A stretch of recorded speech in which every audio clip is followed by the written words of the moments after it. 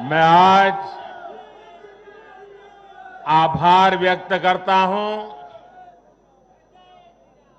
महान देश की महान जनता का। मैं आज धन्यवाद अर्पित करता हूं देश के कोटि कोटि नागरिकों का। धन्यवाद इसलिए नहीं कि उन्होंने चुनावों में भारतीय जनता पार्टी को इतनी बड़ी सफलता दी है, इसके लिए तो वो हकदार है ही।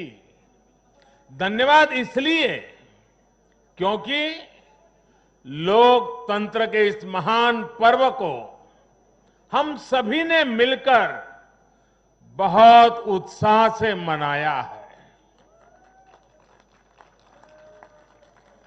चुनाव भले ही कुछ सीटों पर हुआ हो,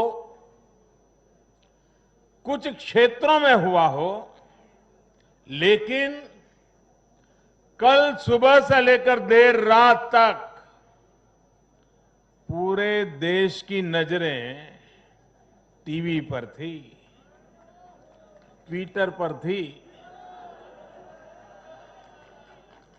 चुनाव आयोग की वेबसाइट पर थी।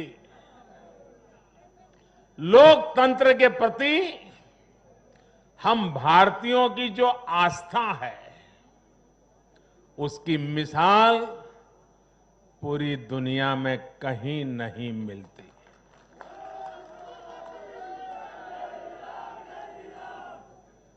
चुनाव नतीजों में हार जीत अपनी जगह है, लेकिन चुनाव की ये प्रक्रिया हर भारतीय के लिए गौरव का विषय है। इसलिए मैं पूरे देश को बधाई देता हूं, कोटि कोटि देशवासियों का धन्यवाद करता हूं। इस चुनावों को सफलतापूर्वक, शांतिपूर्वक संपन्न कराने के लिए चुनाव आयोग, देश के सुरक्षा बल और स्थानीय प्रशासन भी बधाई के पात्र है। कुछ चीजें तो हम देश में भूल गए हैं। आपको पता होगा, पहले जब चुनाव होते तो दूसरे दिन क्या खबर आती थी, हेडलाइन? इतने बूथ लूट लिए गए, इतने बूथ में रीपोलिंग होगा।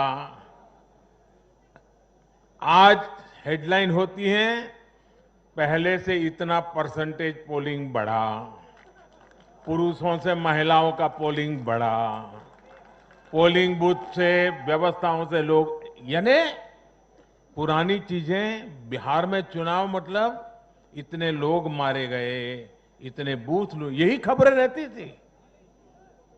एक भी पोलिंग बूथ में रीपोलिंग न होना, शांतिपूर्ण मतदान होना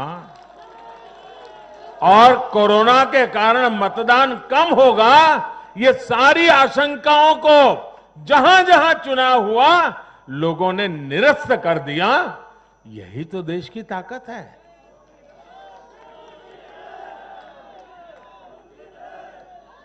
कोरोना के इस संकट काल में ये चुनाव कराना आसान नहीं था, लेकिन हमारी लोकतांत्रिक व्यवस्थाएं इतनी सशक्त हैं, पारदर्शी हैं कि इस संकट के बीच भी उन्होंने इतना बड़ा चुनाव करा करके दुनिया को भी भारत की ताकत की पहचान कराई है।